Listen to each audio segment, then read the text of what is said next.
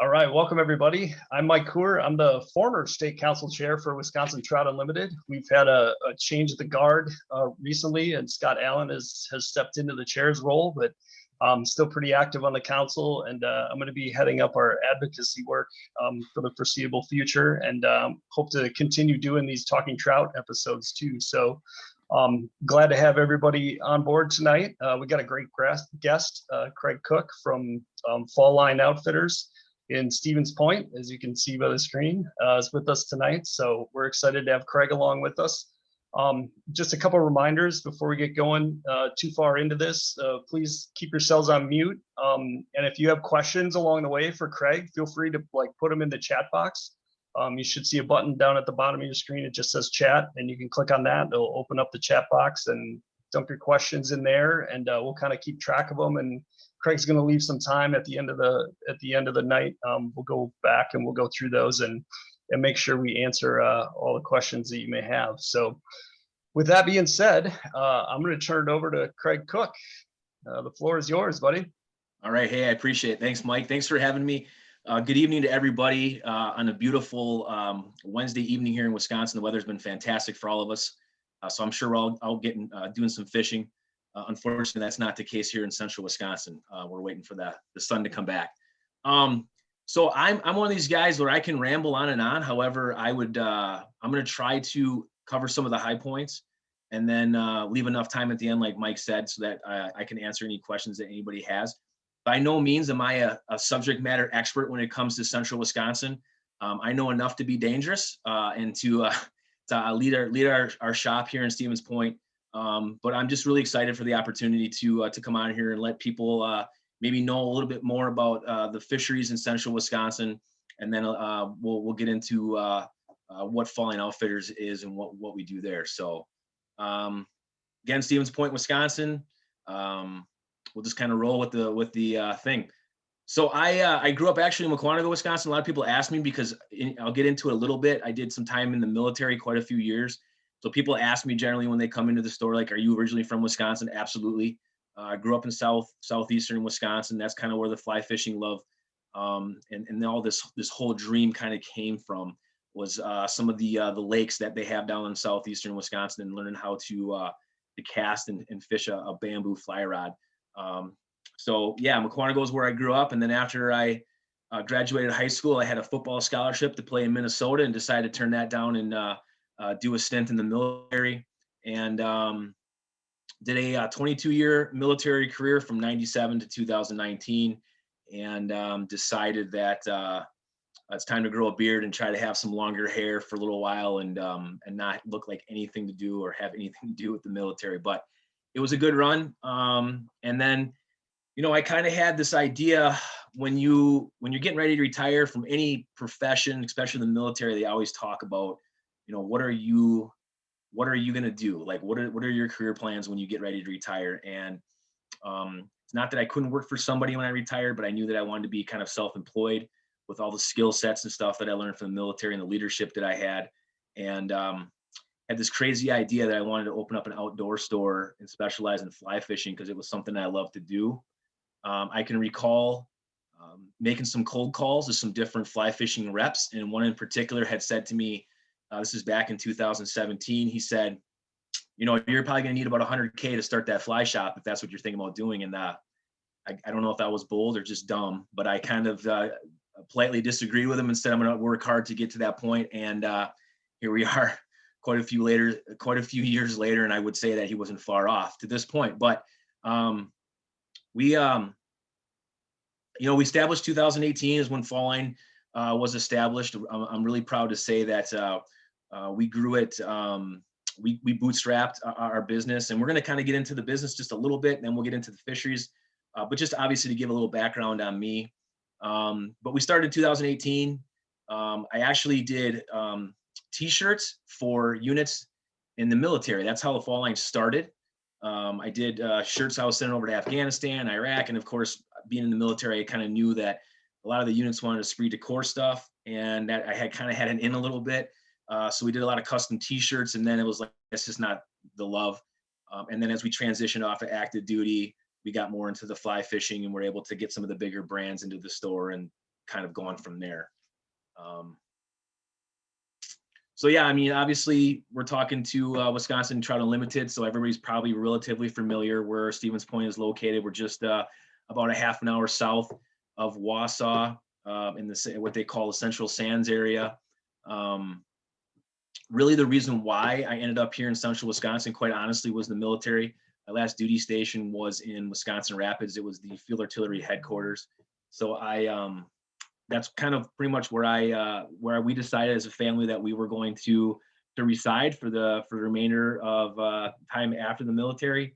And we did a bunch of research to figure out, like, would this be a great area to open up a fly fishing and outdoor store? So I did a bunch of research, contacted like the Wisconsin DNR, fishing licenses, just a whole bunch of research before we were going to invest some of our own money into this. And Stevens Point, unbeknownst to me at the time, has a very unique and long lineage of fly fishing companies that used to mass produce flies back in the 30s and 40s. A lot of folks maybe be familiar with Weber Tackle. There's still another company that's still around here in town that makes spoons, the Worth Company. But I didn't know any of that. It was just dumb luck, to be quite honest with you, where I found out after I had opened up the fly fishing shop that we had such a strong lineage. So when we talk about Central Wisconsin streams, I talked to my coworkers today, and I said that I had the awesome opportunity to come on here tonight and talk pretty much to the whole state. And I said, in your guys' words, what should I relay to our audience tonight? How would you describe Central Wisconsin and the Central Sands region? And the one employee said, the word he came up to him is that it's a strategic and unique area to fish. Now, of course, we're talking specifically fly fishing, but everybody knows the driftless area, of course, right? Wisconsin's famous for that, and I would say the fishing in central Wisconsin is very, very, very close to that as far as the type of fish it produces. But of course, we're talking about a lot of overgrowth. We have a lot of trees on our shorelines of our streams, so it does up the challenge of getting on some fish. But kind of go over, like Tomorrow River is probably one of our more prestigious and well-known rivers that we have here in Portage County. The Waupaca River is kind of it's part of the Tomorrow River as you get into Waupaca County. The Little Wolf in Scandinavia, Bear Creek, Rocha Creek and Adams. Sometimes we'll take clients, we'll go down to Adams County area, obviously just south of the Stevens Point area. And I'm telling you, there's some big trout down in that area. A lot of non-traditional fly fishing is happening. A lot of your traditional fly casting is just not doable in some of those areas. The streams are very narrow. And again, you have just a lot of overgrowth where, you're really working on your bow and arrow. Bow and arrow casting is, I can tell you firsthand that came into play quite a bit, and your roll casting for sure. And then the Prairie River, Marathon County, we have a lot of great Trout Unlimited members up in the Wausau area. Maybe some of them are on tonight. That's kind of like their home turf, the Prairie River. That's kind of where they like to fish, and has produced phenomenal trout up there as well. Hope I'm not going too fast so everybody can understand me when I'm going through. Here's a snapshot of Tomorrow River. I mean, when we talk about the overgrowth on the stream banks, again, it's not totally uncommon in other places in Wisconsin, but this is a typical stream here in central Wisconsin. There are much wider areas. I don't want to give the impression or discourage anybody to say that we don't have great, width within the river systems here where you are doing your traditional fly fishing casts. But this is just a typical area that I just wanted to show where, beautiful fish, gin clear bottoms at times, you're going to produce really, really well. But again, you really got to be on your game if you're going to try to pinpoint throwing some flies into some of these tight areas. Let's see here. My computer screen just went a little darker, so hopefully it's not going to be running out of battery here. The Waupaca River, again, that kind of just is a part of the Tomorrow River, but good shot here in the wintertime. You know, great winter fishing up here. We have a lot of people that are really active to get out in the wintertime. You know, not too bad here. Some of those tall bushes and stuff that we're running across in the summertime, you know, obviously they're getting beaten down a little bit by the snow. So it can make for a really challenging, but also a really great opportunity to get out there when all the leaves are off the trees, the river beds are down, or the river banks are down a little bit, and to go out there and get on some really great fish. So some of the trout species, you know, very common Wisconsin trout species, primarily brown trout are going to be what you're going to be pulling out of some of these streams in central Wisconsin. That's the majority of the fish. I would say, you know, you're going to work a lot harder to get on to some of these fish, but we're easily pulling, you know, 18, 19, 20 plus browns out of central Wisconsin. But I always tell folks, like, you are going to work for them. This is not going to be like the common access areas where a lot of people are going to be coming in there just to fish. You're strapping on a light day pack. You're going out with a 3 or 4 weight. You know, the shorter the better, to be quite honest with you, because you're not competing with the trees. But you're able to get on some really nice fish without a doubt. Brookies, definitely have the brookies up here. I wouldn't say that I've personally seen anybody or myself had pulled a lot of brookies out. But there are a good amount of brookies up in some of the smaller streams, I would say, for sure.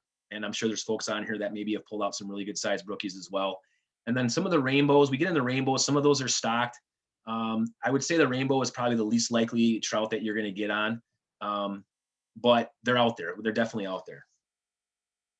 I'm going to check my plugin thing just because real quick, I apologize. I just want to make sure my computer's not going to get turned off here real quick.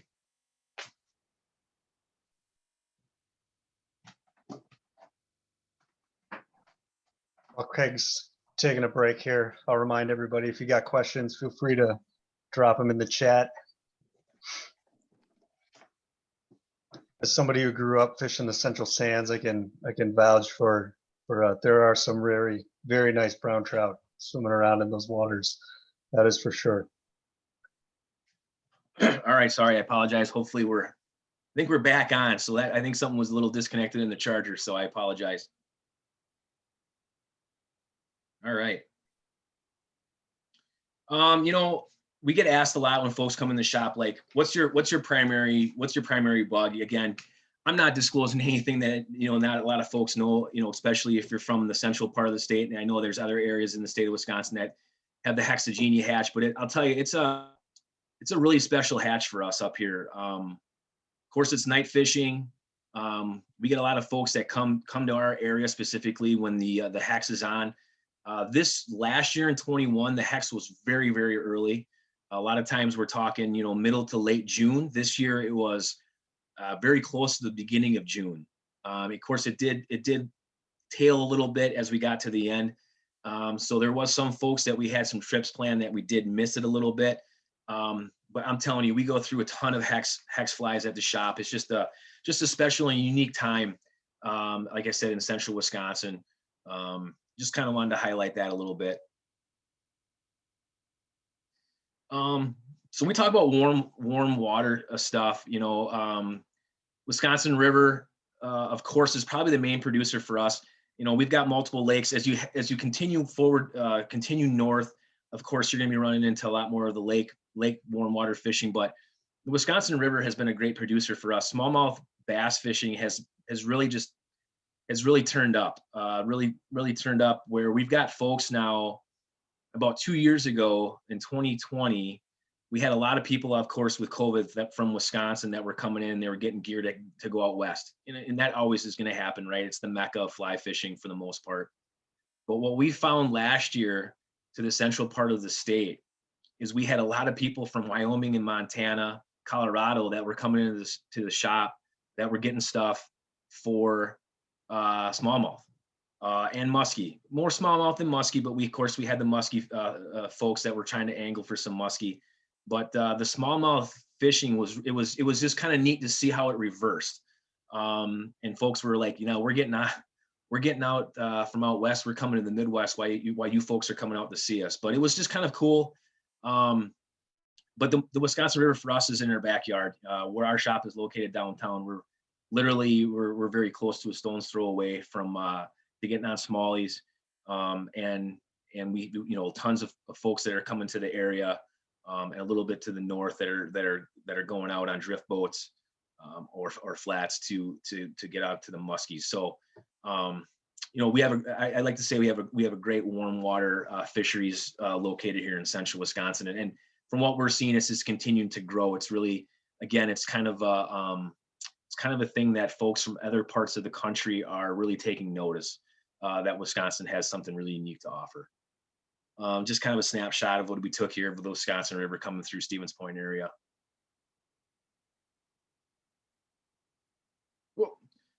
Yeah, smallmouth bass, muskie. Again, I don't know really what else I can really go on with that. I would say that we are definitely seeing an uptick in folks booking trips for both of these species to go out. And again, we're putting them onto the river. Again, it's just a great fishery to do that. And then as far as like the trout stuff goes, to answer the second employee's question, when I asked him, I said, hey, what do you think would be a great thing to relay to the audience tonight? He said, Central Wisconsin is kind of a best kept secret. And the reason why we kind of think that is that, we already talked about the driftless is obviously very well renowned, throughout. We got great fisheries in the North Woods up to the east. People kind of pass through Central Wisconsin to get to some of the other destinations. Obviously we all know there was an uptick with COVID to get out and to kind of reconnect with the outdoors. Fly fishing, we all saw a tremendous uptick in fly fishing. And that's continuing to be pretty stable in that. So the pressure obviously in central Wisconsin did go up like everywhere else, but I would say that the pressure is not as great compared to some other areas that we fished.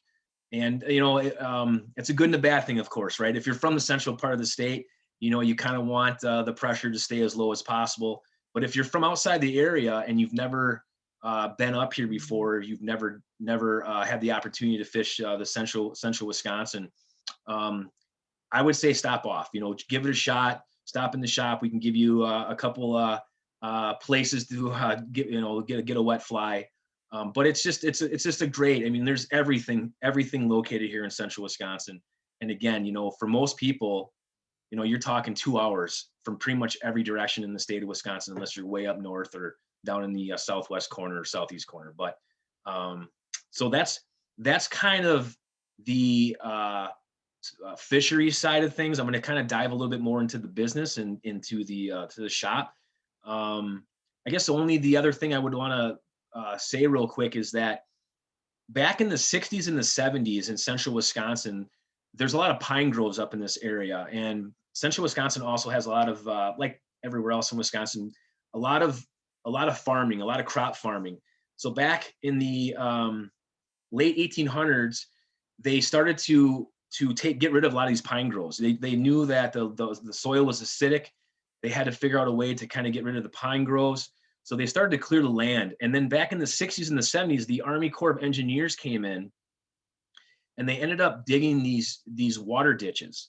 Now, a lot of these water ditches are just south of Stevens Point. They're kind of like in the Wisconsin Rapids, south of Plover area. But a lot of times folks, especially if you grew up in the area, but we have folks that will come in and ask, hey, what's the deal with these ditches? What's the ditch fishing? And a lot of brook trout actually subside in these ditches. And so we'll have folks that will come in and they'll actually go just south of the area and they'll actually try their hand at actually doing some fly fishing in these ditches. Now, of course, like anything over time, you start getting, stuff growing up and it creates a challenge, no different than some of the streams that we have. But they've been pretty well renowned for producing some pretty good trout. And on top of it, you're able to go out there and have a really good day and actually pull quite a few out too. So just kind of a plug, a little bit of something unique that maybe not everybody knows about with these ditches and some of the history behind some of them. But they use these ditches, of course, to help pull water and irrigate from the Wisconsin River and other major riverways to obviously bring this stuff in to irrigate the crops. And then, eventually we had some native brookies get in there and the rest is history, as they say. So. Like I talked about before, there never's been a fly shop in Stevens Point before, and it's been a really very honorable and unique opportunity for us to kind of be in the state where we are located in the state. When you look around at some of the different fly shops that we have in the state of Wisconsin, there's just some fantastic folks that are running these shops that have been around for a long time that are what I would call legends in the sport, without a doubt. And I appreciate nothing but the kindness that folks have shown us when we landed here about 4 years ago now. And I think somebody had said to me, I think that if there was anywhere in the state of Wisconsin that could have used a fly shop, it was in Stevens Point. If you're on here, I appreciate you saying that. But it's been working. It's been working well, and we really appreciate all the support that we've had. There's some great, like I said, you just kind of went through a very brief description of some great fisheries and opportunities that we have. But really, the unique thing that we see a lot of too in the shop is that we have folks that are going all over the state of Wisconsin to do fishing in all these different territories and different areas. And just having us centrally located is just another opportunity and a hub for them to pick up some gear to continue on this great tradition of fly fishing and some of the things that we provide and other shops provide too. And again, I think one thing I would say as I continue on the slideshow is fly fishing as an industry seems to kind of take care of each other a little bit more than some of the other industries. It's unique, it really is. And generally you can tell that people want to see you succeed. And that goes a long way. Mike and I were talking very briefly before we came on about, opening a business, kind of right in the heart of COVID. We opened the doors in 2018 and things were slowly, steadily building. And then all of a sudden you get, 2020 happens and then we get the shutdown and, everybody felt the pain, but it was very challenging times for us, like it was for everybody else. And you really had to figure out how to pivot. And, I don't want to make the presentation all about the business side of things because it's Trout Unlimited and we're talking about getting in fisheries. But the support was tremendous for us and for TU to reach out and say, what can we do to help support you? Like all the other outdoor stores and fly shops, we want to see you stick around. So I just want to take a second to say thank you for all of that. This is a shot of our old fly shop. So we opened the doors back in 2018. It was a small 630 square feet, quaint little fly shop, tons of character. We've always built the brand around kind of being an old school throwback brand, right? Where you go in there, it's a store that like it used to be back in the day where, you're going to know the owners are going to know you, and you're going to get taken care of the old fashioned way. And I like to believe that because we've kind of followed that as our motto, and that's kind of like the main point of who we are in our fabric, is people started coming and they started coming and we were able to grow and we were able to get more brands in the store. And eventually we were able to move on from this store, actually buy our own building and move to a lot better location, and going from 640 square feet to now we're over 3,000 square feet.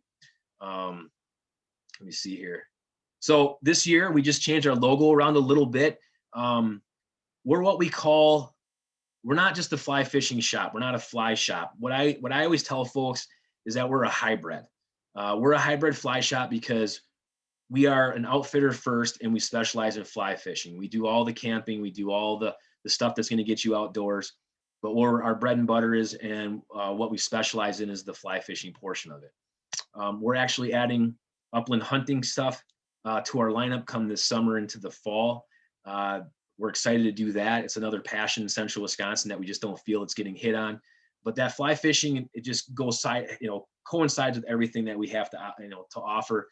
And we just figured we wanted to come up with a new slogan to let people know that we're here to outfit you to do whatever you want to do outdoors, but specifically for fly fishing. This is just a picture from the winter of our new shop. It's located right downtown on the square. Eventually, our plan is to continue on with putting more retail space throughout the whole building. But it's been a lot. It's been a lot of fun. Very appreciative again of the support. And that doesn't just happen because you bring stuff in a store. You have to build a community and build a brand and be reputable. And hopefully, to this point, we fulfilled those things as we continue to move forward. But we try to design something that looks like when you walk in there, you're walking into Jackson Hole, Wyoming. You know, that was the whole idea, was to do a whole complete throwback. The building was built in 1903. And, you know, we tried to keep everything as original as possible to kind of give you that old school throwback feeling. And, you know, as so far, knock on the desk here, so far so good. You know, we continue to bring outfitting goods in here along with new rod brands. And, you know, I think the great thing is it's a hub for people to stop off before they head down to the Driftless area, or they're heading up north, they're heading down to the Madison area. And again, we just want to be able to get you some flies and some gear to be able to do that. Trying to be mindful of the time. I know we're almost about a half an hour into this, so I'll give plenty of time for some questions. So, you know, this is not one of our guides or one of our drift boats. This is actually was a boat launch up in Wausau this past summer. This was captured, but I figured it would be a good thing to kind of throw it in there right at the end of the slideshow. You know, we hit the fringes of the driftless for guiding. Of course, the Central Sands area is our bread and butter, and then we do have a new guide on the next page, Adam Gruel, who is a Stevens Pointer, bred and born, and he does quite a bit of fishing in the Northwoods. So we're spreading our wings a little bit, but you know, again, 90% of our trips are Central Sands. That's what folks are coming here to do, and that's obviously that's what we're going to do, is take care of them. Some of our guides, maybe some of you guys are familiar with some of them. Dan's been doing musky fly fishing for a long time. Great guy, lives in Stevens Point. Jerry Kane, I know he's guided for the Driftless Angler. He lives in Wisconsin Rapids, so he's very close to the shop. And then Adam Gruel is our newest guide. Adam played for a band that some folks know, Horseshoes and Hand Grenades.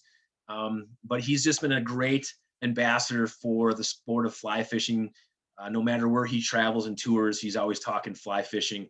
And again, he's born and raised in Stevens Point, and he knows quite a few people in Stevens Point. But so far he's been a great addition. We're lucky to have him going into 2022 season. Just going to touch real quick. Obviously, being a veteran myself, I'm very passionate about giving back. We have sponsored some veteran fly fishing trips. We've worked with some different veteran organizations throughout the state of Wisconsin who have reached out to us, but we've also reached out to them and said, hey, we want to give back. It's a passion of ours. You know, you don't create a business just to, you know, make money and grow the business. It's about, you know, being a good steward in the community, but then also spreading that out farther, where we can take people, you know, first responders and veterans, and thank them for what they've done, and give them a little solstice to get on the river, and some peace and quiet, and hopefully get into some fish. So we did a trip last year. We're hoping to do a couple more this year. It's been a great opportunity, and I'm just going to share a few photos of our trip that we took last year. You know, getting them all geared up in the shop, and we were able to, with the help of these organizations, you know, free of charge, right? Come to the shop. We're going to get you a fly rod that you can use on the trip and you can take home. And then Patagonia was gracious enough to donate to us a healthy amount of waders and boots to solely use for these trips. So we're able to get them out with quality gear onto the river system as well. So just a few photos from the last trip that we did.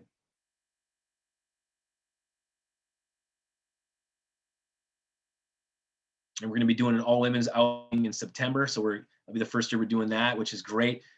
We pride ourselves in having everything that women are going to need to get out on the streams. And we're just stoked that they decided to come to Central Wisconsin and come to the fall line. And we're going to take them out in September and show them a great time. So yeah, I mean, I'm pretty much getting to the end of the PowerPoint here. It was kind of down and dirty. I'd rather answer questions or have other people chime in instead of me sitting here flapping the gums, so to speak. I guess before I would end it for questions, I just want to say again to Mike, thanks for reaching out to me and asking if I'd be interested in coming on here. I've kind of said before, I'm kind of like the new guy on the block a little bit, even though we're like 4 years into doing this. I think there's a lot of people that maybe have heard of us at this point, or maybe they haven't heard of who we are. But who's this Craig guy? What's he all about? And I appreciate the opportunity to come on here and talk and there's ever an opportunity where I can help anybody out, just give us a call at the shop or stop in and see us. So I think that's really all I have to say, Mike. I'm ready for questions unless you have anything for me. That's great, Craig. Thanks again for doing that. I'm gonna work in reverse for the questions because I see one just popped up while we're talking about the veterans. Have you worked with Project Healing Waters or any of the TU veterans programs at all, or are these different organizations that you've been working with?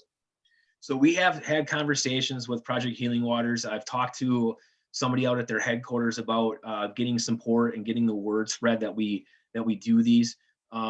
We have not, the trips that we have done so far have not been with them. They've been with a couple of internal Wisconsin organizations, but we are definitely open to doing that, and we want to continue to support and do that. Yeah. Yeah, I think there's definitely some opportunities there for us to, us as Trout Unlimited to partner with Fall Line and do some stuff to help out our veterans for sure. Kind of along the same lines, I know Stevens Point's got a pretty active college, fly fishing club. Have you done any work with those folks at the university there? Yeah, absolutely. So I would say 3/4 of our staff is fly fishing club college students, which is a great feeder for us. Don't get me wrong. They're just fantastic. We have men and women in that club. They come to the shop and do fly tying events. We get some pizzas for them. And, they're just, the cool thing is that we're lucky to have them in our backyard, but they are great stewards. And the reason I say that is that they go to school, biggest natural resources college that we have in the state of Wisconsin. They not only are they fly fishing, they're out hunting, they're out doing great things for Wisconsin out in the field. And then a lot of these, and I call them kids, I can say that now, I'm getting older, I gotta wear glasses. A lot of these kids spread their wings and they're going all over the nation, and they're always pointers, and they're always speaking very well and highly of Stevens Point in Wisconsin. And I've got connections, I've got students who have worked for me who have now moved on to bigger and better things, that are working for DNRs in other states, or they're working for the National Parks Department, who are still in contact with me. It's a phenomenal opportunity that we have, and we take full advantage of that. Yeah, that's great. My wife's a pointer, so I appreciate those comments. So while we're talking about your business a little bit, I see you got the website up there, Fall Line Outfitters. You have all your stuff online. We do some online shopping. Folks can do that on your site. Yeah, we revamped our website back in January to make it very user friendly.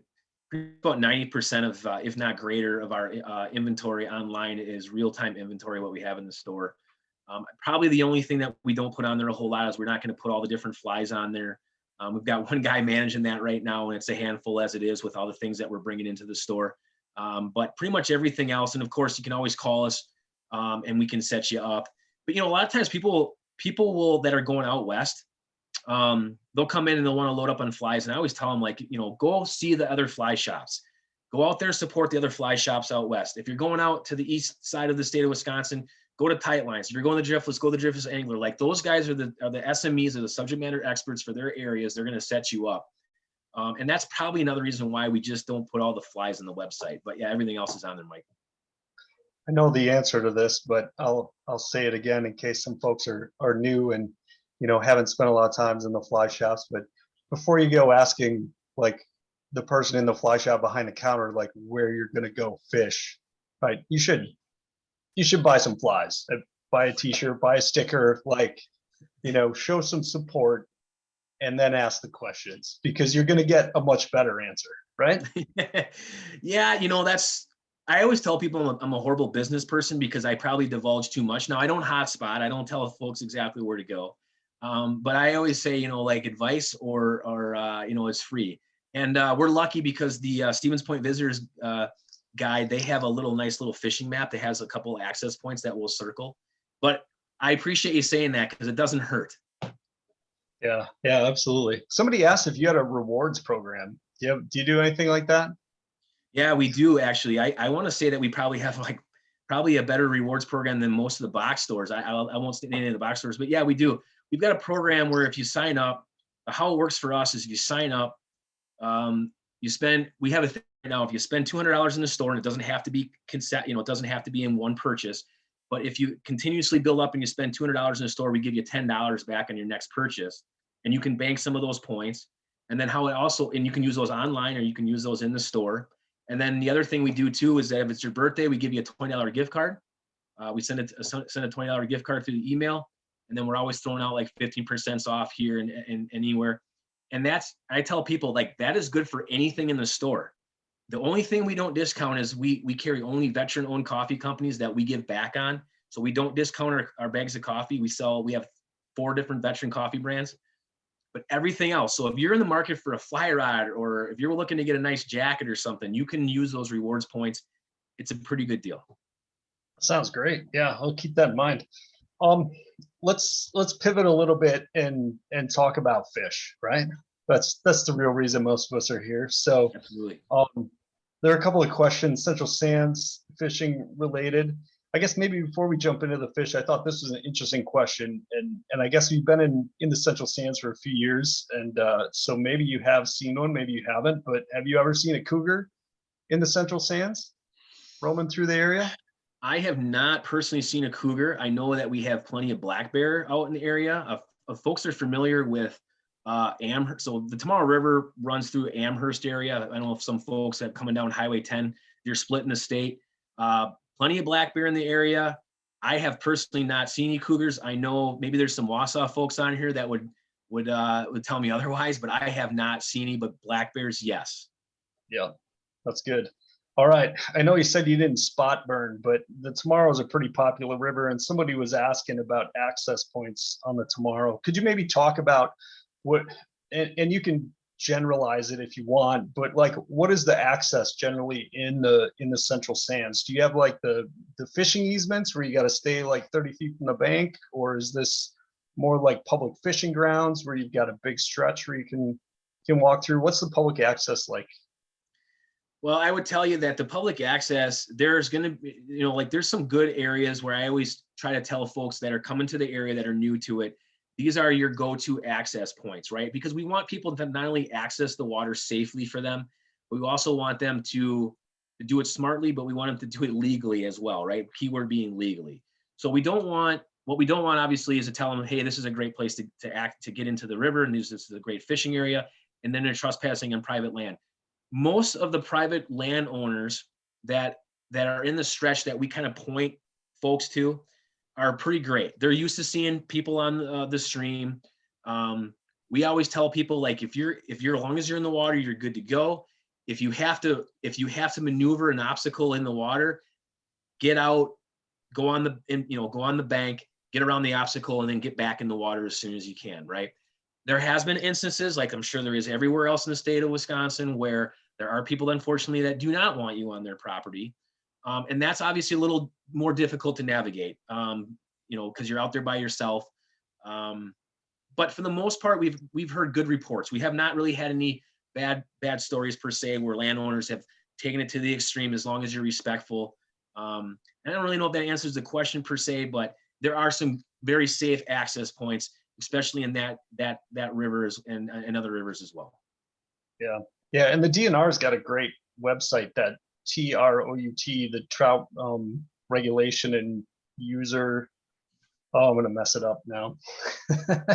It's TROUT is the acronym, and yeah, it's a great resource to just go on and like check out the different streams that you want to fish, and the public lands will show up on there. And so, if it doesn't show up there in public, access at the bridge, keep your feet wet, and yeah, go about it. So let's piggyback off of that. So let's say I'm fishing a Central Sands stream, just pick one, and I'm on some public fishing grounds, right? So I've got the opportunity to either be in the water or on the bank.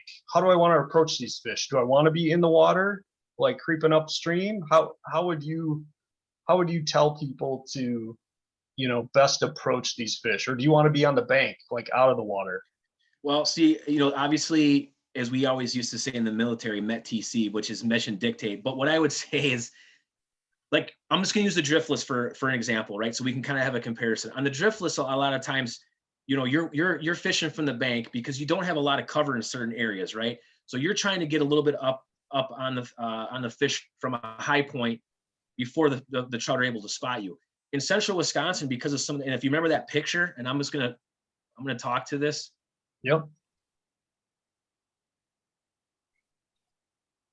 So you can see how difficult that would be to walk along the riverbank to throw a fly. So for the most part, especially if you're talking like, June through September timeframe, being submerged is going to be your best opportunity. And a lot of times what's happening is you can see a lot of those tall grasses and stuff are flopping over. A lot of the trout are going to be hiding up underneath there anyways. So if you're able to put a fly right on the edge of that, that's where you're going to be able to put your percentage of success up. Yeah, that sounds good. Speaking of times of year, is there a best time of year for trout? Well, I'll tell you, we have had a lot of folks really get into the early season trout fishing up here. I don't know if that's because we've been around now for a little bit, so folks are us and coming in to get the supplies. But we have a lot of folks that are going out early season. And what I would say, Mike, is that website that you had just talked about with the DNR, we point folks to that website quite a bit for early season because there's certain stretches of rivers that are not open during the early season. So we always point them to that, which kind of helps guide folks to make sure they're not getting in trouble. A lot of times the water temperatures in central Wisconsin are going to play a bigger factor here than they may in other parts of the state. It really is going to dictate on how the weather pattern is going to be. If it's been a very hot stretch, we'll put, a lot of times we'll take clients out or we'll tell people like, you need to get out at 6 o'clock in the morning and maybe only fish till 10:30 in the morning. So you're not pressuring these fish. Plus the bite's not going to be that great anyways. We're talking June, July, particularly August. A lot of times what folks will do here in central Wisconsin is they'll really hit the trout fishing in May and June. And when those temperatures start to creep up, they'll put a pause on trout fishing. And that's when the warm water stuff really kicks in for us. Yeah, that was going to be my next question is what about bass and muskie? What are the prime times for those two species? Well, I don't claim to be a muskie guy. There might be some muskie folks on here that are big in the moons and all those types of things that they like to read. And I know a lot of that plays into that. Probably for us, the earlier, the cooler outside, the better. Late October, November, I know there's a lot of folks before the ice starts forming up on the lines is the best time for the muskie fishing here. At least I can speak on behalf of central Wisconsin. But really, like July and August is prime smallie time frame for us. A lot of especially when we talk Wisconsin River, a lot of the smallies are coming from the depths. They're coming up to the shallows where the water's warmer, the metabolism is getting cranked up on them, and they are feeding, and they are hungry. And we have a lot of folks that come here at that time of the year for some smallie fishing. Yeah, that's great. And so if I wanted to do some bass fishing, and hire a guide through the shop, are you guys taking boats out on the river? Is this wade fishing? What are you doing? Drift boat. So Dan's got a drift boat. Dan will take clients out for bass fishing and of course the muskie. And then yeah, we've got a couple other guys that have. They're not using the drift boats. They're using kind of more of I don't want to use the say flats boats, but they're using something similar to that as well too. But yeah, drift boat is the primary mode of transportation. Okay, perfect. I just remembered what that acronym stood for. So it's Trout Regulation Opportunity and Users Tool. So it's if you put that all in, the TROUT, and then search for like WDNR, that website will pop up. So if anybody's interested in that, maybe I'll put a link on the YouTube channel. I'll link to that as well. Put it in the comments. But this was an interesting one. You mentioned the ditches, and I know there's trout in there, and it's something that I have not done personally, but I've always been intrigued by it. I was curious if you have any insights on how to approach fish in the ditch. Is it different than you would approach fish like on a meandering stream? Yeah, so that one is going to be, so now when we talk about these ditches, if you can picture and imagine, probably maybe 3 feet across, very similar to the picture I have up. Some of that, unfortunately, when we get to certain times of the year, you're going to have that overgrowth. The farmers in those areas are still utilizing those quite a bit, right? They're still using those ditches to bring water into the different areas. This successful fishing is going to be more from the banks.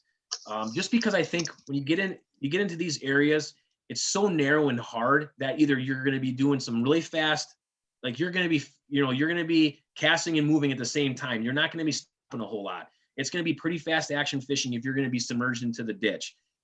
I think the success level goes up a little bit greater when you're standing on the side of the ditch if you can get a little more cover in these particular situations. But again, it's very difficult, but there's some very nice brookies in there, and there's a lot of them. If they're hungry for the day, you're going to have quite a bit of success. Yeah. Is there any public access to those, or do you have to keep your feet wet once you get in? Or how's that work? Yeah, so most of the time there's going to be, there's going to be farmer roads that are going to go along these canals or ditches.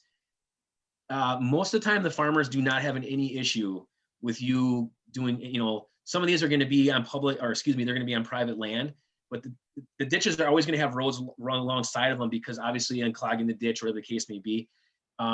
We have not had or heard of any issues with anglers trying to fish these as long as they're respectful to the land. Sure. Never hurts to go knock on the door first. Right, I agree. All right. Somebody had mentioned that they had taken one of your fly tying classes maybe last winter, and they had a really good time. Do you got anything lined up for this year? Yeah, so that was our first year we did it. We did 2 iterations. It's a 6-week course of learn how to tie flies. We also did a fly fishing 101 class from basics to the 6th week. We actually go out to a local brewery.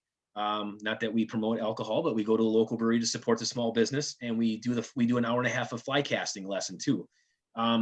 We are going to be doing those. They'll be cranking back up again in December of 2022, and we're going to be adding 3 classes for fly tying and fly fishing 101 coming for 22-23 season. We're kind of done right now because everybody's anxiously waiting for the skies to open up and the sun to come out and warm it up a little bit. So we're not going to be putting people down, but we do have a very nice classroom in our new building where we can hold about 10 students to do those. Sounds great. Before we go, I wanted to pick your brain a little bit about the hex hatch. Do you guys guide for the hex hatch? Do you take people out at night specifically for this hatch? Yeah, we sure do. Absolutely. Yeah. We have one client who religiously has come the last 2 years from Alaska. He was the one individual who was we got him on some fish. There were still some hexes that were coming down. But he didn't plan the travel just in time because it was so darn early this last year. But yeah, we do. I'm telling you, the guides we have are insane. Jerry, I can speak on Jerry's behalf. I don't know when the guy sleeps. But it's just an absolute love and passion. And we'd be more than happy to take folks out there in the hex hatch. If you haven't done it before, it's a surreal, it's surreal to be out there and see these trout going after these flies, and the success rate increases drastically. It's pretty cool. Can you talk us through like quickly, like what an evening fishing a hex hatch might look like, for somebody who's never done it before? Yeah. So a lot of times, you're trying to get out there before the sun goes down, and really when the sun starts to go down, and you dope yourself up with mosquito repellent, or at least wear clothing that can repel the mosquitoes, because that's part of the challenge. Really, as soon as the sun starts going down, the trout start rising. And when we talk about the hex bugs coming down, the flies coming down, it's a sight to be seen. It really is. We're using different, you can use, you're using a size 10, size 12, size 6. I mean, we're talking large bugs that we're throwing out there, and we're talking 20, 21 inch brown trout that are going after these things. And the bite, like a lot of times with the bite, right? It can be hot right away, and then it can die off the rest of the night, or it can be hot all night, or it may not start until like 2 o'clock in the morning. But they're sitting out there. And the cool thing about it, what I would say, is some of the great access points that we have for some of these river systems where people are fishing the hex, you literally can be 5 feet away or maybe 10 feet away. Everybody's sharing a space, and there's plenty of trout to go around, because they are just, when I say a feeding frenzy, they literally are in a feeding frenzy. Yeah. How far are you casting? 5 feet, not even, you're Just barely right in front of you. Yep. They're all barely around getting it out in front of you. Yeah. That sounds awesome. Yeah. Somebody mentioned the white mayfly hatch on the Wisconsin River. You ever see any of that? Does it drive the bass crazy? Yeah, the bass are really big. The white, yes, for sure, that occurs. But really, like our biggest fly that we use, and the success rate is pretty high, is like a popper, just a bass popper, throwing it out there. I mean, that by far has been, and hopefully I'm not giving any secrets away, because I'm sure a lot of fly fishermen use poppers, but that by far, that's the most success rate with that fly. The poppers, hands down. We get to like end of July, beginning of August, we can't keep poppers in the shop. They work extremely well. But yeah, that hatch is great. That's just the beautiful thing about all over the state of Wisconsin, is that we just have fantastic hatches. And I think sometimes we're spoiled with what we have for a system that really allows for fantastic trout fishing throughout the state of Wisconsin. Yeah, it's pretty cool. Do you guys do a fishing report on your website? So we do a fishing report at the shop. We also have a fishing report that we'll start getting hot to trot on when we get into May. We try to update as frequently as possible whenever our guides are going out, or if somebody will come into the shop. We'll obviously update water temperatures. But yeah, absolutely, we try to give that service out without a doubt, so folks know what they're coming into when they come to the area. Yeah, so if somebody's like 3 or 4 hours away and they wanted to hit that hex hatch, they could probably maybe call the shop ahead of time and get a feel for what's going on. Yep, absolutely. You bet. Excellent. All right. Well, it's getting a little bit late, and there was a great question on here that I wanted to end with. And it was what's your favorite fly, and what's your favorite time of year to fish for trout? I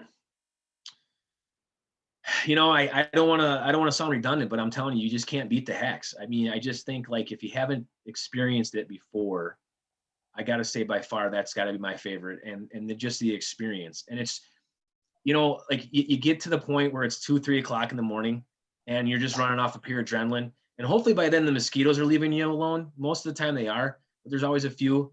But it's just a phenomenal opportunity, and I got to say that's probably it right there. Yeah, it's hard to, that is an amazing thing. And I've done a fair amount of mousing in my lifetime, and that too, just being out there after dark, like your senses are just, they act completely different. Like you hear things differently, your eyes react differently, they kind of adjust to the darkness and that, and you just see and hear and experience things in a different way, and it's really unique. And I would encourage folks to do it. And if you're not comfortable going out there on your own, hire a guide from Craig's shop to take you out for that first night, and like kind of get your feet wet and show you how to do it, and that'll build the confidence that you need to go back out there the following week and have fun. So with that, Craig, I'll leave it. Any last remarks you want to leave us with? Well, I just want to say again, I appreciate the opportunity, Mike, to come on here and talk. For all the folks that came on tonight, very honored to be a part of this pastime that we call fly fishing. And I know obviously, Trout Unlimited is not just primarily fly fishing, but a lot of what we do is. And I'm just very honored to be able to have the opportunity to talk and kind of put a face to the name to a lot of folks throughout the state of Wisconsin. And if you're in the area, please stop by and say hi. It'd be great just to meet you, without a doubt. You don't need to come in and get anything from Fall Line. Just come on in and say hi and shake our hands. That'd be great. Yeah, so if we're coming through, we're probably on like Highway 39, or you're coming through on Highway 10, we're going to want to get off in Stevens Point and follow the signs downtown, right? That's it. Main Street, USA, Stevens Point. If you stay on Main Street, if you get off on Highway 10 when you're coming up 39, you get off on the left, head towards the downtown. Literally, you have to drive your vehicle right by our shop on the square downtown. Yeah, that's perfect. So that's great. I hope a lot of folks get a chance to get out there and check out the shop. And I'm excited. The next time I'm up in the area, I'm definitely going to stop in and check it out. And hope to see you then. Thanks again for coming on tonight. This was awesome. Yeah, absolutely. I'm very honored. Thank you. I really appreciate it. All right. Thanks, everybody. Have a great night.